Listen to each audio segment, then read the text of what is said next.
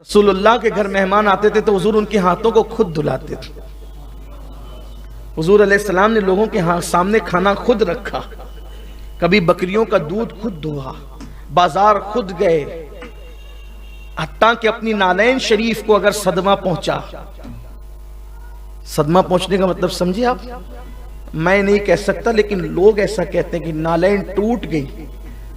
खुदा की कसम, जिस नालैन के सदके टूटी हुई किस्मतें संवर जाती है,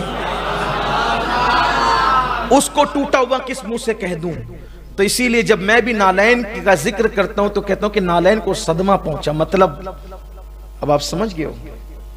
तो नालैन को सदमा पहुंचा तो अपने हाथ से सिल लिया करते थे। हुजूर के अखलाक करीमाना थे, इसीलिए जो हुजूर अलैहिस्सलाम को दूर से देखता हुजूर के हुस्न से मरऊब हो जाता, और जब करीब आता तो हुजूर के अखलाक से हुजूर पर फिदा हो जाता।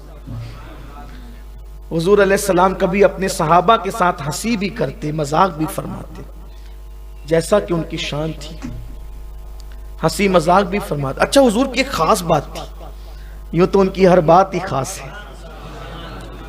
हुजूर अलैहिस्सलाम जिस महफिल में जाते, जिस महफिल में जाते तो अपनी तरफ से उस महफिल का मजा कभी माज़अल्लाह किरकिरा नहीं करते थे, बल्कि उस महफिल में हुजूर खुद रंग जाते थे। जैसे अगर सहाबा हंसी मजाक कर रहे हो तो हुजूर अलैहिस्सलाम भी शामिल हो जाते हंसी मजाक करने। अगर वहां गम का माहौल हो तो हुजूर अलैहिस्सलाम उस गम में शरीक हो जाते। अगर वहां तिजारत की बात हो रही हो तो वो तिजारत की बातों में शामिल हो जाते। अगर वहां सियासत की बात हो रही हो उसमें शामिल हो जाते। लेकिन जब हुजूर शामिल होते तो हर जगह वो इमामुल अंबिया नजर आते। हंसी करने में भी कोई उनकी मिसाल ना था, इजहार गम में भी कोई उनकी मिसाल न था, इजहार ताजियत में भी कोई उनकी मिसाल न था, और जंगी चालों में भी उनकी जो है वो उनकी कोई मिसाल न था, और बेहतरीन जर्नेल होने में कोई उनकी मिसाल न था, बेहतरीन सिपा सालार होने में भी कोई उनकी मिसाल न था, बेहतरीन शुजा होने में भी कोई उनकी मिसाल न था, बेहतरीन इल्म वाला होने में भी उनकी कोई मिसाल न था।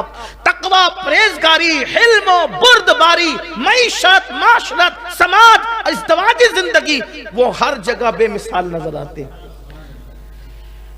कभी मजाक फरमाई तो ऐसा कि फिर मजाक को मेराज नसीब होगी।